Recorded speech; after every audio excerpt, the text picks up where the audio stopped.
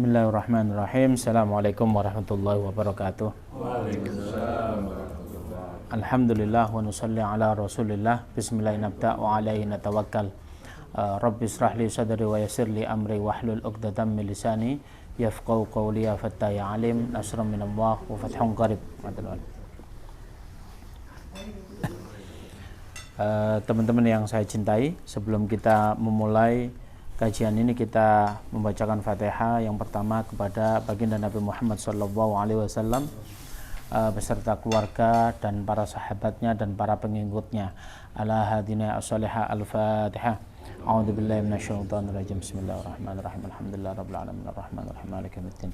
Iyyaka na'budu wa iyyaka nasta'in ihdinas siratal mustaqim siratal ladzina an'amta 'alaihim ghairil maghdubi 'alaihim waladdallin. Amin.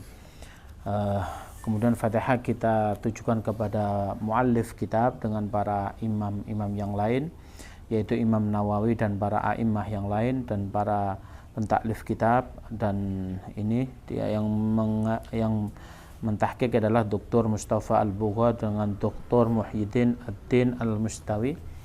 Ala hadina as-salihah al-Fatihah. A'udzubillahi minasyaitonir rajim. Bismillah. Kemudian Fatihah yang terakhir buat kita semua, semoga kita senantiasa diberi kenikmatan dalam bentuk istiqomah di jalan Allah, diberi kenikmatan oleh Allah dalam bentuk kecintaan kita kepada baginda Nabi, dan diberi oleh Allah kenikmatan dalam bentuk nikmat kesehatan, nikmat iman, dan nikmat ukhuwah Islamiyah. Ala hadiyana as-salihah al-Fatihah. A'udzubillahi minasyaitonir rajim. Bismillahirrahmanirrahim. Kita akan mengkaji kitab Arba'in Nawawi, yaitu kitab yang menulis hadis-hadis pilihan yang dipilih oleh baginda Nabi, yang hadis-hadis sahih yang ditulis oleh Imam Nawawi, yaitu dari 40 permasalahan yang mana menurut Imam Nawawi ini cukup mewakili kebutuhan daripada umat tersebut. Apa hadisnya? Banyak hal. Kali ini kita akan membaca hadis yang ke-10. Langsung saja kita baca. Bismillahirrahmanirrahim. Bab at-thayyibun halalun syurutul qabul, yaitu bab yang bagus dan halal merupakan syarat daripada diterimanya doa-doa kita. Jadi syarat diterimanya doa kita itu yang pertama thayyib. Thayyib itu bagus. Yang kedua halal.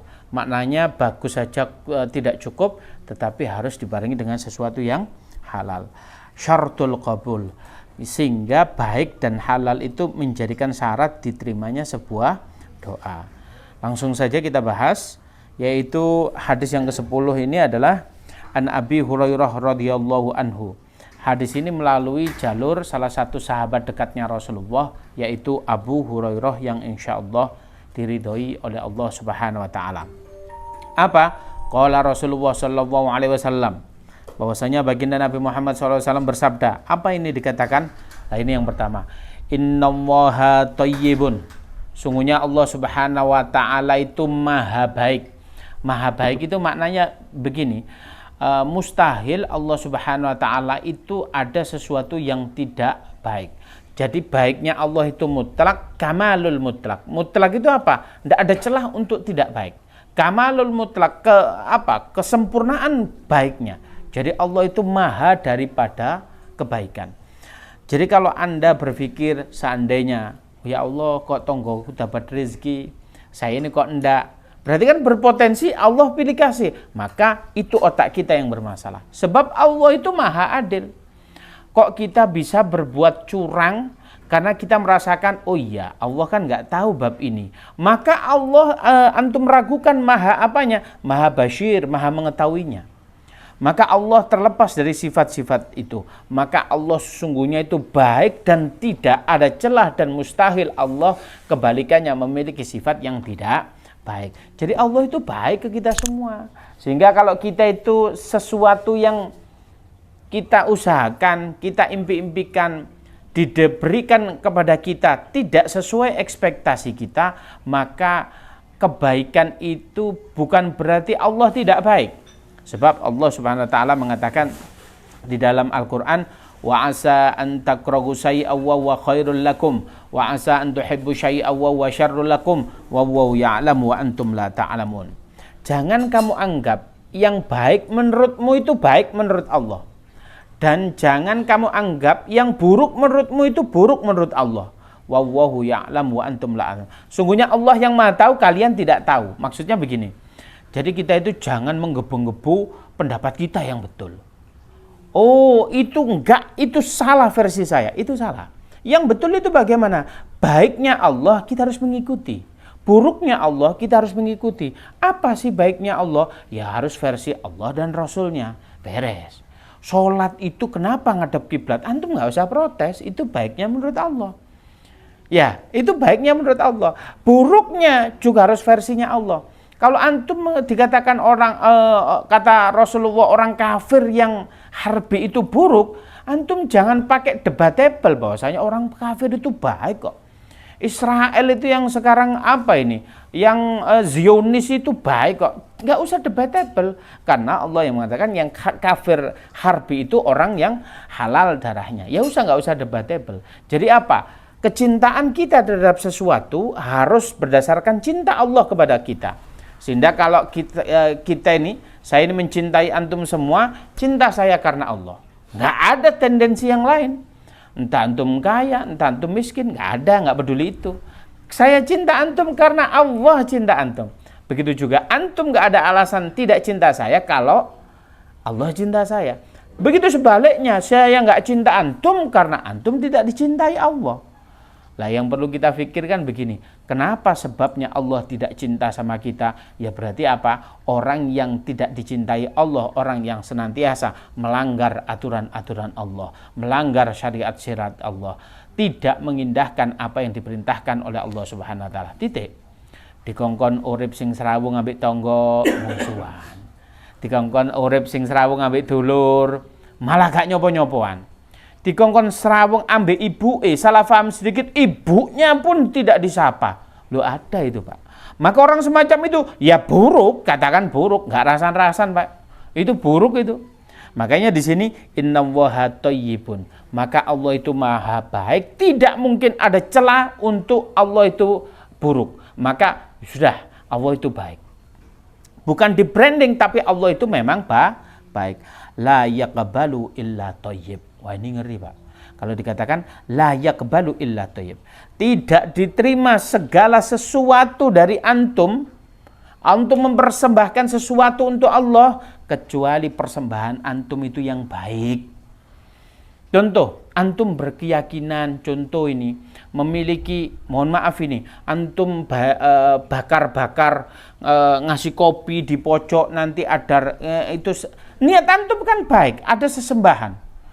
Tapi ini baik apa enggak? Diukur. Baiknya apa? Kira-kira baiknya sesuatu itu harus versi Allah dan Rasulnya. Kira-kira Allah memerintahkan enggak? Rasulullah ngajarin enggak? Lah itu patokannya. Jika enggak, ya jangan dilakukan. Makanya kata zaman sekarang, jangan dek ya, lek gak diajari Rasulullah, ojo ngarang-ngarang karepe dhewe. Antum enggak boleh mencatut nama Rasulullah. Rasulullah itu begini, padahal Rasulullah nggak ngomong begitu, haram, nggak boleh. Makanya apa? Hidup itu enak. Enaknya itu bagaimana? Tinggal mengikuti aturan yang sudah ada, jalan. Nggak ngarang-ngarang, kita nggak nyari-nyari. Sudah, Rasulullah bilang A, kita A. Rasulullah cinta A, kita A. Rasulullah bilang B, kita B. Rasulullah nggak suka yang namanya B, kita nggak suka. Beres. Makanya di sini Allah maha baik dan Allah tidak mau menerima sesembahan kita, tidak mau menerima pemberian kita, tidak mau apa kita saudarakan ke Allah kecuali sesuatu yang baik. Sesuatu yang baik itu ditinjau dari apa? Zatnya, yang kedua caranya. Contoh, antum itu ibadah. Ibadah itu kan sudah bagus, menyerahkan diri kepada Allah, tapi caranya tidak baik. Caranya yang nggak baik apa? Nggak niru Rasulullah. Contoh, as-sholatul dzikri, sholat itu kanggo eling kepada Allah Subhanahu wa taala. Ya sudah. Loh, sama nih sholat, Cak. Sudah. Kapan?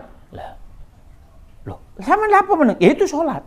Lu sholat aja kau untuk ingat kepada Allah. Saya ingat kepada Allah. Tidak begitu bro caranya. Caranya bagaimana? Ya ikut Rasulullah. Rasulullah itu kan ngajari sholatnya. Oh, istiqbalul kiblah, menghadap kiblat, diangkat tangannya Allahu Akbar. Di dalamnya harus disertai dengan niat. Niat itu ada dua macam. Yang pertama muqtarinun bi fi'lihi, yang kedua terpisah. Apa muqtarinun bi fi'lihi? Harus bersamaan dengan ibadah tersebut. Di antaranya sholat Allahu Akbar. Niat itu menjadi rukun. Kantum pas takbir ini gak niat, ya gak sah sembahyangnya. Wong itu rukun. Rukunnya jika tidak ditinggalkan, ya tidak boleh.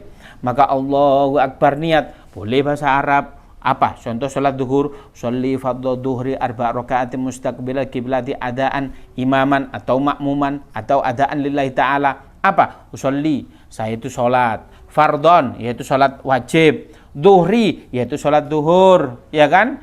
Mustaqbilal kiblati, saya menghadap kiblat.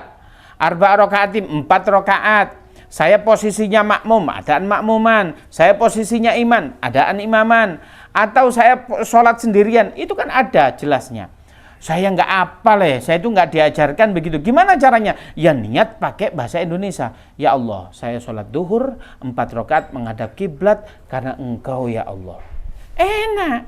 Maka sholat pun, ibadah pun harus tahu caranya, versinya Rasulullah. Makanya antum harus senantiasa mengkaji ibadah-ibadah itu harus versinya Rasulullah, versinya Allah Subhanahu wa taala. Saya ulangi lagi, innallaha thayyib. Allah itu maha baik, mustahil ada celah keburukan. La yaqbalu illa thayyib, dan Allah tidak mau menerima kecuali sesuatu sesembahan kita itu dari bersumber yang baik. Baiknya apa? Versi Allah dan Rasulnya. Kemudian